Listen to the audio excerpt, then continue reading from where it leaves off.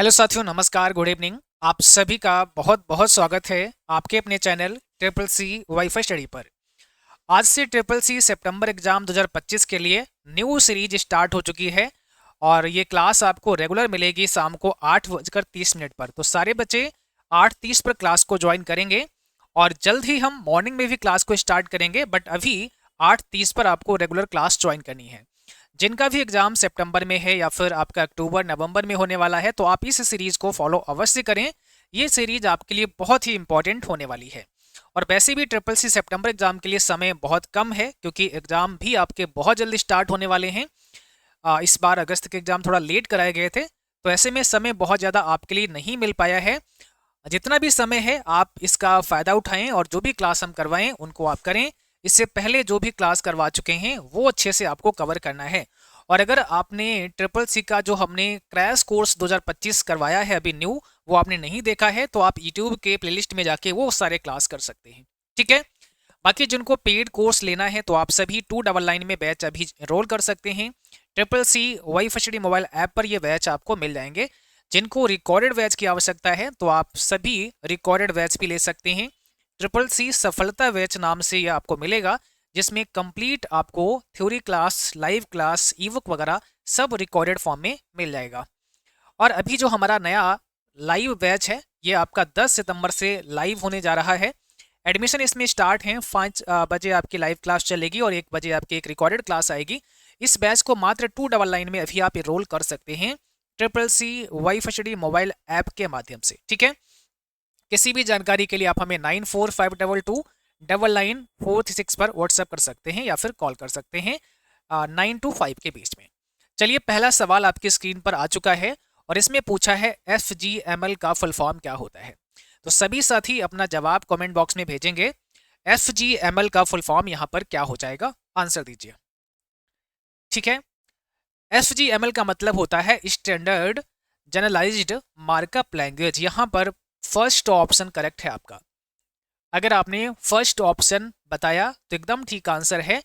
और इस क्लास के अंदर हमने 36 प्रश्नों को शामिल किया है, तो आपको प्रयास करना है कि आपका जो स्कोर है वो 36 में 36 का ही होना चाहिए। ठीक है। तो स्टैंडर्ड जनरलाइज्ड मार्कअप लैंग्वेज इसको बोलेंगे। सेकेंड प्रश्न में पूछा है प्रथम पीढ़ी के कंप्यूटर में कौन सी भाषा का इस्तेमाल हुआ था। जो फर्स्ट जनरेशन के कंप्यूटर थे, प्रथम पीढ़ी के कंप्यूटर थे, उसमें किस भाषा का इस्तेमाल हुआ है। देखिए, कंप्यूटर लैंग्वेज की अगर हम बात करें या कंप्यूटर भाषा की हम अगर बात करें तो आपको पता है एक आपकी होती है लो लेवल की भाषा। कैसी होती है? लो लेवल भाषा होती है। और एक आपकी होती है हाई लेवल की लैंग्वेज, हाई लेवल लैंग्वेज। तो अगर यहाँ पर आपसे जैसा अभी ये सवाल पूछ रहा है कि भाई प्रथम पीढ़ी में कौन सी भाषा इस्तेमाल हुई थी, तो सही जवाब है आपका ऑप्शन बी, मशीन भाषा। और हमने अभी लो लेवल और हाई लेवल बताया, तो यहाँ मशीन भाषा कहाँ से आ गई है? तो याद रखना है, लो लेवल के अंदर दो प्रकार की कैटेगरी हैं। एक आपकी मशीन भाषा है लो लेवल की कैटेगरी के अंदर, और एक आपकी असेंबली भाषा है। तो असेंबली भाषा भी एक प्रकार की लो लेवल की श्रेणी में ही आती है। बट कंप्यूटर उसे आसानी से समझ नहीं पाता है असेंबली को भी, तो उसके लिए भी फिर ट्रांसलेटर का इस्तेमाल करना होता है।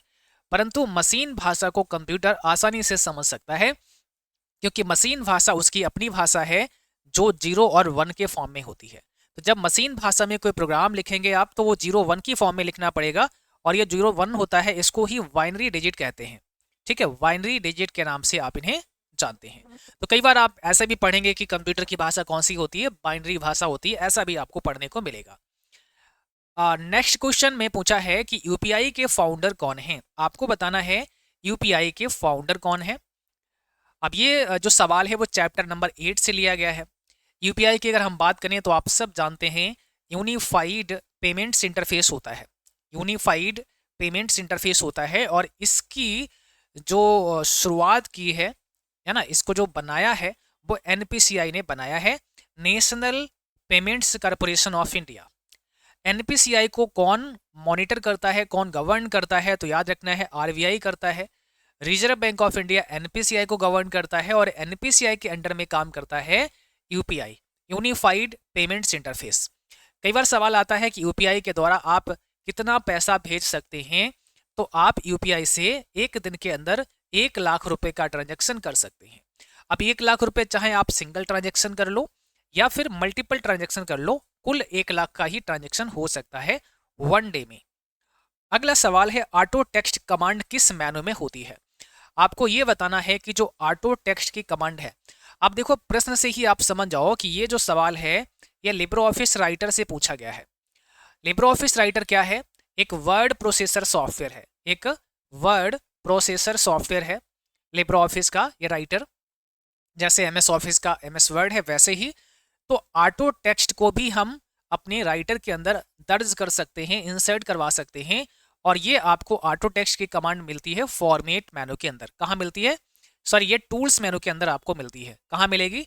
आपको टूल्स मेनू के अंदर जाना है और वहां पर ऑटो टेक्स्ट नाम की कमांड मिल जाएगी।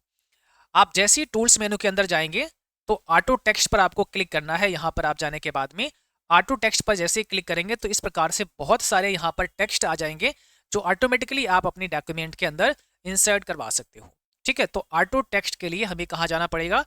टूल्स मेनू के अंदर जाना पड़ेगा। क्वेश्चन नंबर 5 का आंसर देना है और यहाँ पर आपसे पूछा है कि 3D प्रिंटिंग के खोजकर्ता कौन है। 3D प्रिंटिंग की अगर हम बात करें, जो 3D प्रिंटिंग टेक्नोलॉजी है इसकी अगर हम बात करें तो इसके फाउंडर, इसके खोजकर्ता किसको माना जाता है? 3D का मतलब होता है 3 डायमेंशनल। तो हमें अगर 3 डायमेंशनल जो है वो प्रिंट देना है, इसके लिए इसके जो खोज करता है वो कौन है? चार्ल्स हल है। पहला ऑप्शन हमारा करेक्ट हो जाएगा, यहाँ पर चार्ल्स हल को माना जाता है। ठीक है, अगला सवाल है लिब्रो ऑफिस कैल्क में इमेज इंसर्ट करने के लिए किस मेनू का चुनाव करते हैं। आपको अगर इमेज इंसर्ट करवाना है तो आप कैसे कर सकते हैं? क्या लिब्रो ऑफिस राइटर में इमेज इंसर्ट कर सकते हैं? अगर ये ट्रू फॉल्स में आता है तो इसका जवाब है यस। आप इमेज को डाल सकते हैं, बट कहाँ से डालेंगे, कैसे डालेंगे? तो इसके लिए एक मेनू दिया हुआ है इंसर्ट। आपको इंसर्ट मेनू पर जाना है। इंसर्ट मेनू पर जैसे ही पहुंचेंगे तो वहां पर फिर आपको पिक्चर का एक ऑप्शन मिलेगा, तो वहां से आप पिक्चर को डाल सकते हैं, यानी कोई भी इमेज वगैरह आप इंसर्ट कर सकते हैं। ठीक है, तो ऑप्शन कौन सा करेक्ट है? पहला। अगला सवाल है, अच्छा यहाँ पर कई सारे और भी सवाल बनते हैं इमेज को लेकर कि जो भी पिक्चर हमने डाली है क्या उसको हम क्रॉप कर सकते हैं, क्या उस पिक्चर को फॉर्मेट भी कर सकते हैं? तो इनके जवाब है यस। आप उस पिक्चर को क्रॉप कर सकते हैं, उसे फॉर्मेट कर सकते हैं, है ना, उसमें कोई बॉर्डर लगाना है वो लगा सकते हैं। तो कई सारे जो है ऑप्शन हमें मिल जाते हैं, उसे हम रोटेट कर सकते हैं। तो तमाम चीज यानी कि हम पिक्चर को फॉर्मेट भी कर सकते हैं। 7 नंबर में पूछा है IMEI कितने डिजिट का होता है। तो ये सवाल जो है आपका चैप्टर नंबर 6 से लिया गया है। अगर हम IMEI की बात करें, इसको क्या बोलते हैं? International mobile equipment identity. जो आपका मोबाइल है उसका एक इंटरनेशनल लेवल नंबर होता है। जो सिम स्लॉट आपके होते हैं मोबाइल फ़ोन के अंदर, आप देखोगे अक्सर वहाँ पर IMEI नंबर लिखा रहता है।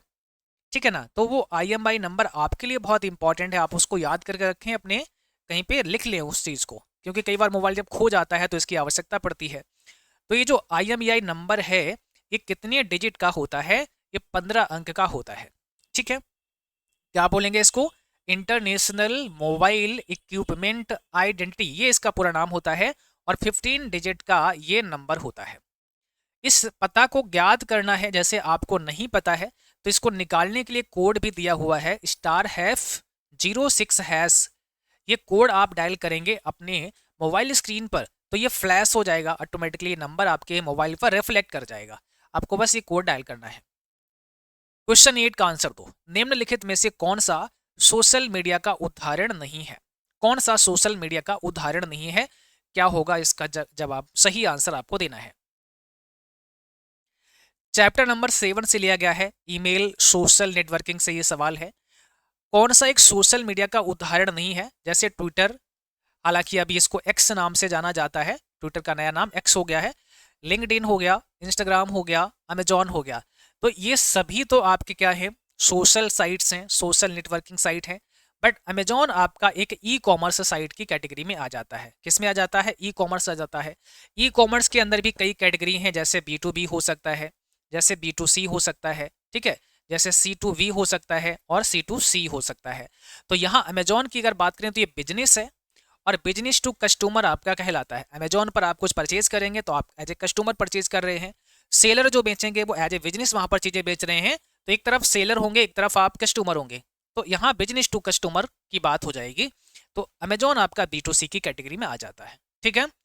जहां पर दोनों तरफ से कस्टमर हो सकते हैं और बायर हो सकते हैं, वो आपका C2C में आ जाता है।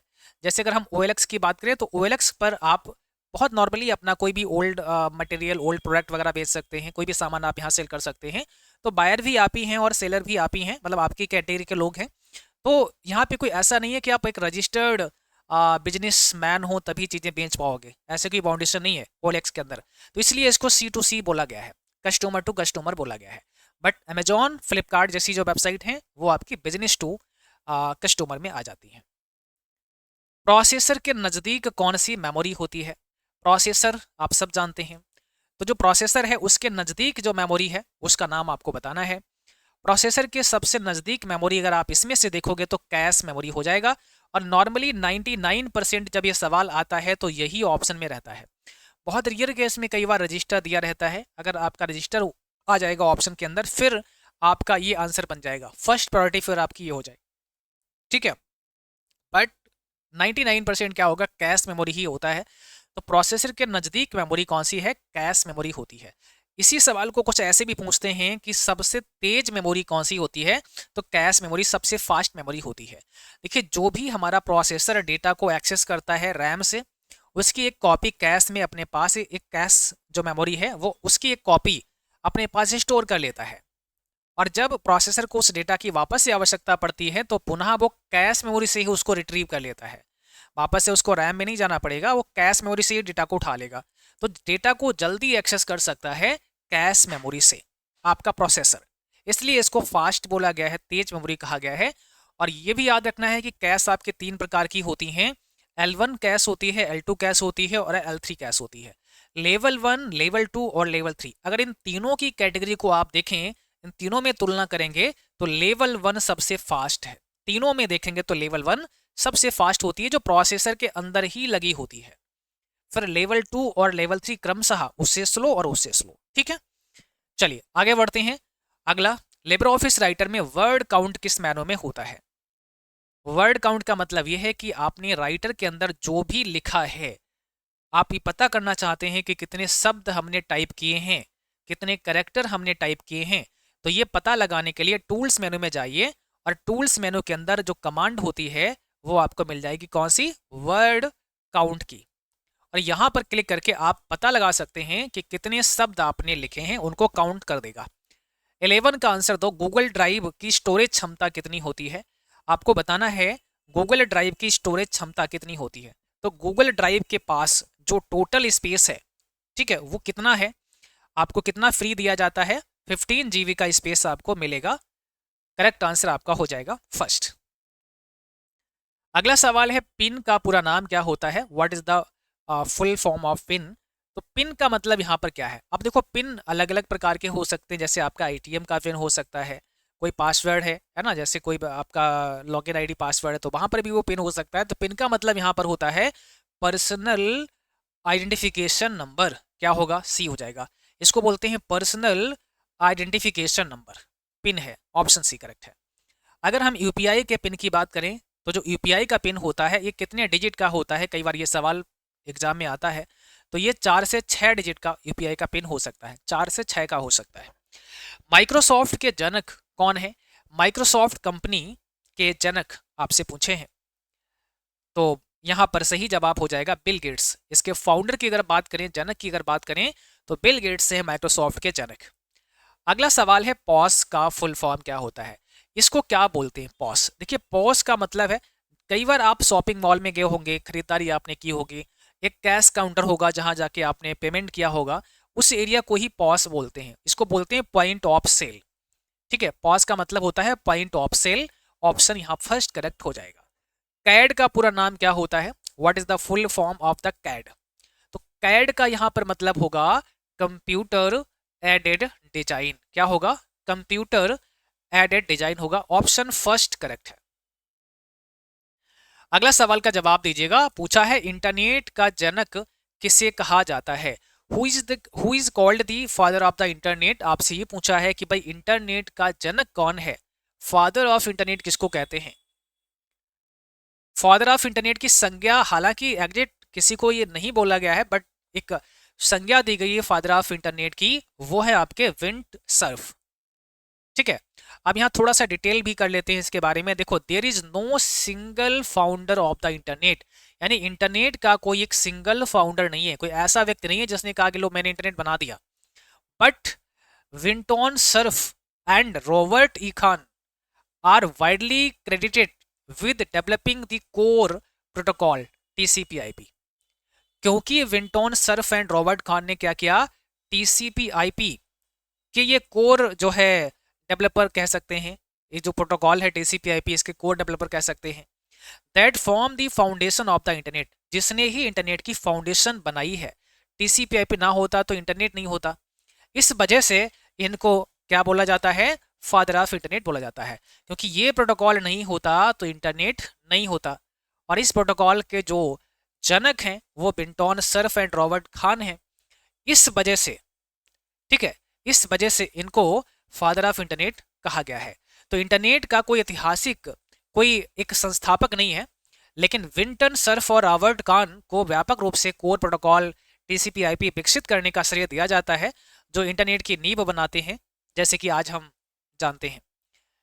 और TCP/IP का मतलब होता है transmission control protocol, internet protocol. Okay, चलो अगला सवाल है VR का फुल फॉर्म क्या होता है?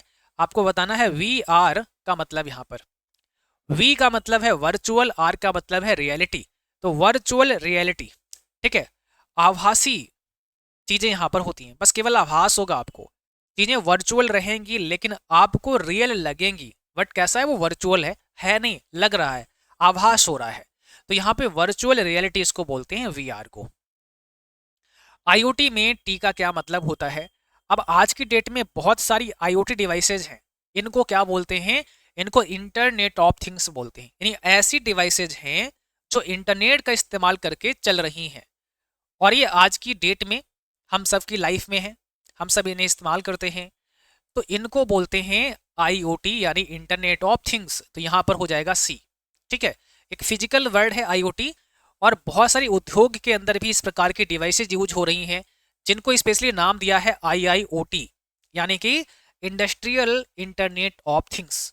एक तो कॉमन IoT डिवाइसेज हो गई हैं और एक स्पेशली इंडस्ट्रीज के लिए हो गई हैं, तो उनको फिर IIoT का नाम दिया गया है। किसी कंप्यूटर को इथरनेट नेटवर्क से कनेक्ट करने के लिए किस प्रकार के कनेक्टर का इस्तेमाल करते हैं? देखो, किसी भी कंप्यूटर को इथरनेट नेटवर्क से कनेक्ट करना है तो कौन सा कनेक्टर वहां यूज होगा? आप अपने कंप्यूटर को एक केबल से जोड़ना चाहते हैं, इंटरनेट से जोड़ना चाहते हैं केबल लगा करके, तो वहां पर कौन सा कनेक्टर यूज करेंगे? उसमें कौन सा, जैसे आपने लैन केबल का नाम सुना होगा, है ना, तो वहां कौन सा केबल यूज करेंगे? RJ45। उस कनेक्टर को बोलेंगे RJ45 कनेक्टर। किस प्रकार का होता है, देखो हमने यहाँ दिखाने की कोशिश की है आपको। ये RJ45 कनेक्टर आप देख रहे हैं, ये जो है आपका कनेक्टर आप लैन पोर्ट में लगा देते हैं। जो आपके पास PC है, सिस्टम है, वहां लैन पोर्ट में ये इथरनेट केबल को आप ऐड कर देते हैं, लगा देते हैं, और इंटरनेट फिर आपका चलने लगता है। तो इसको बोलते हैं RJ45 कनेक्टर। ठीक है, 20 में बताना है कंप्यूटर में साउंड कार्ड का क्या कार्य होता है। हमारे कंप्यूटर में एक साउंड कार्ड लगा होता है, तो जो साउंड कार्ड हमारे कंप्यूटर में लगा होता है, इस साउंड कार्ड का क्या काम होता है? साउंड कार्ड अगर हम निकाल दें तो क्या होगा? ठीक है, साउंड कार्ड जो सिस्टम में लगा उसको हम निकाल के फेंक दें तो क्या होगा? तो साउंड कार्ड का काम है to process audio signals for output to speakers और हेडफोन्स। ये ऑडियो सिग्नल को प्रोसेस करता है, जो भी ऑडियो सिग्नल है उसको प्रोसेस करता है और स्पीकर से बाहर आ जाता है, आउटपुट हमें मिल जाता है। तो अगर साउंड कार्ड नहीं होगा तो आउटपुट मिलेगा ही नहीं, साउंड आएगा ही नहीं, है ना। इसलिए आपका जो साउंड कार्ड है वो होना आवश्यक है। तो ये ऑडियो सिग्नल को क्या करता है, आउटपुट करता है, प्रोसेस करके आउटपुट करता है स्पीकर के थ्रू या हेडफोन्स के थ्रू। और ये साउंड कार्ड कुछ इस प्रकार से आपके सिस्टम के अंदर लगा होता है। आप जो भी केबल वगैरह होती हैं, जैसे स्पीकर लगाना है, माइक्रोफोन लगाना है, तो यहाँ पर पोर्ट दे रखे हैं, आप इसमें इस्तेमाल करते हैं। ठीक है, तो ये एक साउंड कार्ड होता है जो हमारे सिस्टम के अंदर लगा होता है। कंप्यूटर की बूट प्रक्रिया को प्रबंधित करने और ऑपरेटिंग सिस्टम को आरंभ करने के लिए कौन सा जिम्मेदार है? विच component is responsible for managing the boot process of computer and initiating the operating system? तो इसका सही आंसर यहां पर बनेगा बायोस। इसको बोलते हैं basic input output system. Basic input, ठीक है, आउटपुट सिस्टम इसको बोलते हैं। फुल फॉर्म याद रखना है, एग्जाम में काफी पूछता है, बेसिक इनपुट आउटपुट सिस्टम। निम्न में से कौन सा एक ऑपरेटिंग सिस्टम नहीं है? कौन सा ऐसा है जो प्रचालन तंत्र की श्रेणी में नहीं आता है, ऑपरेटिंग सिस्टम की श्रेणी में नहीं आता है? जैसे विंडोज दिया हुआ है, लिनक्स दिया हुआ है, गूगल क्रोम दिया हुआ है, मैक ओएस दिया हुआ है। अगर हम ऑपरेटिंग सिस्टम की बात करें तो देखो, विंडोज भी है, लिनक्स भी है और मैक ओएस भी है। मैक ओएस किसके लिए होगा? ये एप्पल डिवाइसेस के लिए होगा, ठीक है, एप्पल डिवाइसेस के लिए होगा। लिनक्स भी एक ऑपरेटिंग सिस्टम है जो ओपन सोर्स की कैटेगरी में आता है, ये भी याद रखना है, ये ओपन सोर्स है। और यहाँ क्रोम जो है वो आपका एक ब्राउजर है, तो क्रोम ही हमारा आंसर हो जाएगा, क्योंकि गूगल क्रोम जो है एक ब्राउजर है, एक ऑपरेटिंग सिस्टम नहीं है। 23rd में आंसर देना है, ऑपरेटिंग सिस्टम का कार्य क्या होता है? What is the function of an operating system? भाई हमारे कंप्यूटर में या किसी भी कंप्यूटर में कोई भी ऑपरेटिंग सिस्टम क्यों लगाते हैं, इसका काम क्या है?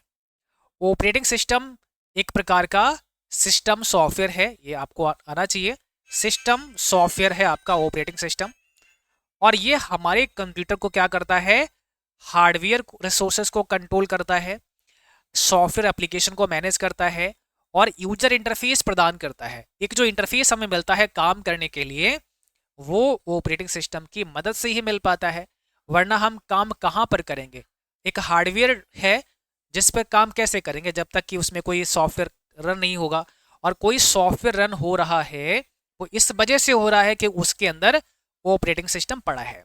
तो कई बार आपने देखा होगा, आपके ऑपरेटिंग सिस्टम की कोई फाइल धोखे से करप्ट हो जाए तो फिर वो ऑन नहीं होता है सिस्टम हमारा। उसमें सॉफ्टवेयर तो सारे ही पड़े हैं लेकिन सिस्टम ऑन नहीं हो रहा है। रीजन है कि ऑपरेटिंग सिस्टम करप्ट हो चुका है, तो वापस से हमें फिर उसमें ऑपरेटिंग सिस्टम को इंस्टॉल करना पड़ता है, ठीक है ना। तो इसलिए ऑपरेटिंग सिस्टम हमारे सभी जो कंप्यूटर के सारे कंपोनेंट होते हैं, चाहे वो हार्डवेयर रिसोर्सेस हो या फिर सॉफ्टवेयर एप्लीकेशन हो या फिर इंटरफेस प्रदान करना हो, ये सारे काम को मैनेज करने का काम किसका है? ऑपरेटिंग सिस्टम है, यानी प्रचालन तंत्र इसको हम बोलते हैं। माइक्रोसॉफ्ट द्वारा कौन सा ऑपरेटिंग सिस्टम विकसित किया गया है? ऐसा कौन सा ऑपरेटिंग सिस्टम है जिसे माइक्रोसॉफ्ट ने बनाया, माइक्रोसॉफ्ट ने विकसित किया है? तो लिनक्स, उबंटू, विंडोज, आईओएस, यहाँ सी हो जाएगा। विंडोज को माइक्रोसॉफ्ट के द्वारा विकसित किया गया है। अगर हम देखें जो सबसे लेटेस्ट हमारा वर्जन है, सबसे लेटेस्ट जो हमारा संस्करण है वो कौन सा है? वो है विंडोज का 11, ठीक है, विंडोज 11 सबसे लेटेस्ट संस्करण हमारा विंडोज का है।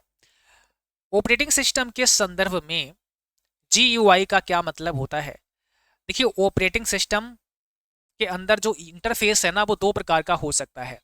जो इंटरफेस है वो कितना प्रकार का हो सकता है? दो प्रकार का हो सकता है। कौन कौन सा हो सकता है? एक CUI हो सकता है और एक GUI हो सकता है।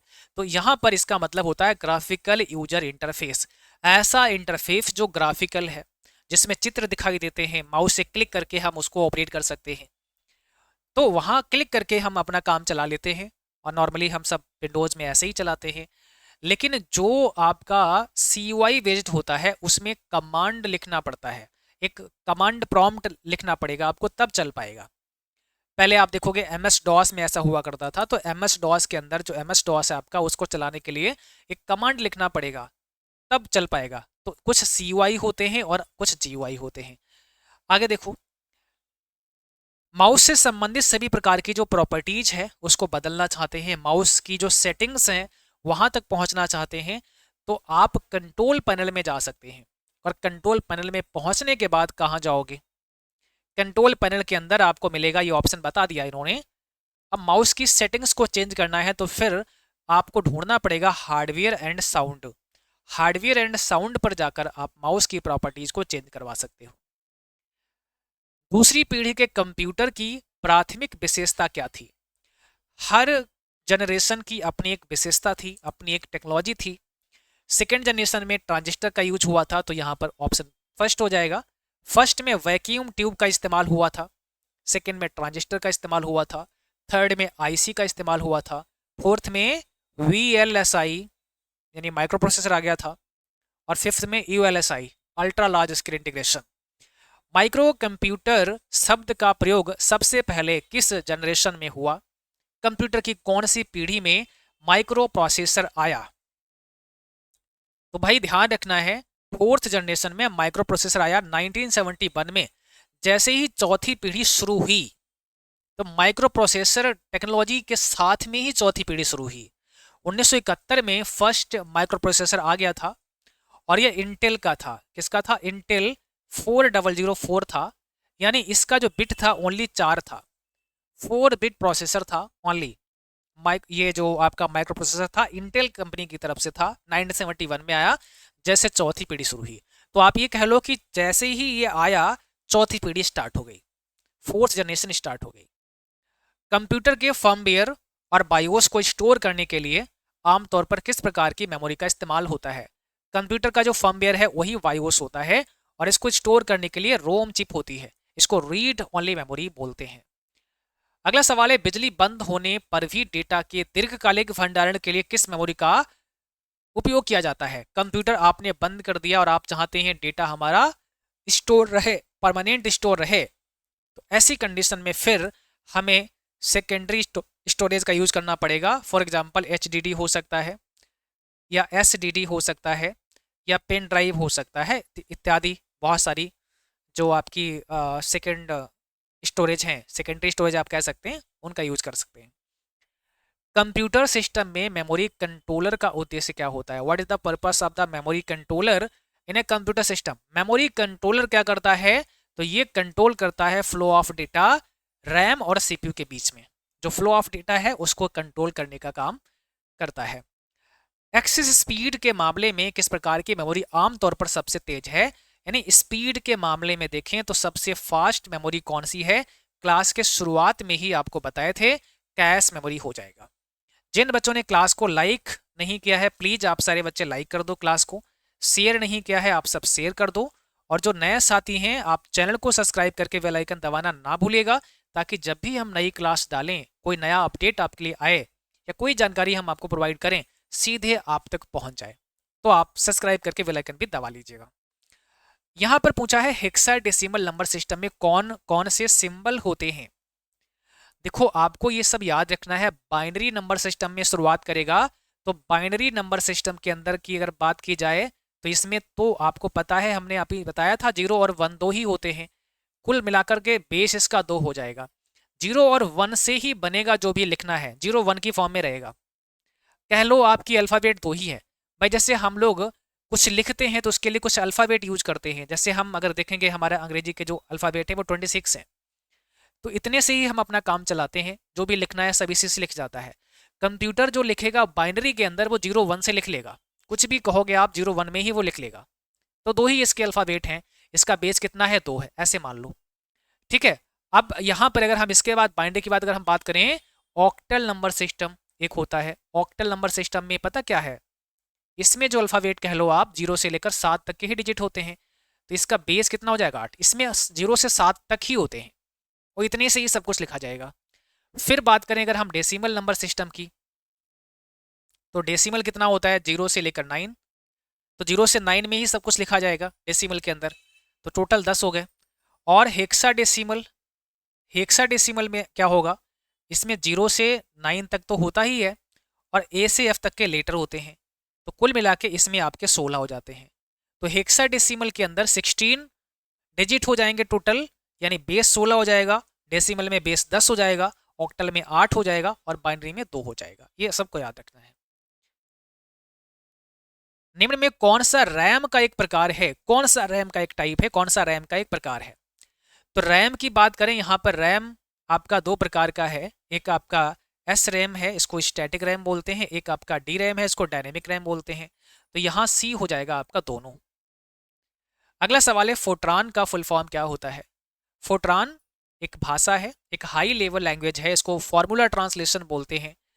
तो सही जवाब ऑप्शन बी है, फॉर्मूला ट्रांसलेशन के नाम से इसको जानते हैं। निम्नलिखित में से 4 बिट्स के संयोजन का एक वैकल्पिक नाम बता दीजिए। जहां पर 4 बिट मिलेगा वहां पर आप क्या बोलोगे, एक निवल बोल दोगे। भाई 4 बिट बराबर क्या बोलोगे, एक निवल बोल दोगे। ऑप्शन बी हो जाएगा। 4 बिट में एक निवल बन जाएगा, 8 बिट्स के अंदर क्या बनेगा, एक वाइट बन जाएगा। 8 बिट में एक वाइट बनेगा, 4 में एक निवल बनेगा। तो याद रखना है यहाँ ऑप्शन बी है हमारा निवल। और आज का सेशन भी यहीं पर समाप्त करेंगे, ठीक है। तो आज के सेशन में हमने 36 प्रश्नों को शामिल किया था। सारे बच्चे तैयार हो जाइए, क्लासेस सब डेली आपकी चलेंगी शाम को 8:30 पर। बहुत जल्द रिवीजन क्लास भी स्टार्ट करेंगे क्योंकि समय बहुत कम है सितंबर एग्जाम के लिए और आप सभी को रेगुलर क्लास देखनी है। बट क्लासेस के अलावा आप सबको रेगुलर मॉक टेस्ट भी करने हैं। बहुत सारे मॉक टेस्ट हमने डलवाए हैं अपने CCC.YFSC.com की वेबसाइट पर, वहां से अपने मॉक टेस्ट आप सभी करिएगा। और जिनको कंप्लीट कोर्स लेना है तो मात्र भी 299 के अंदर ही आप अपना बैच एनरोल कर सकते हैं।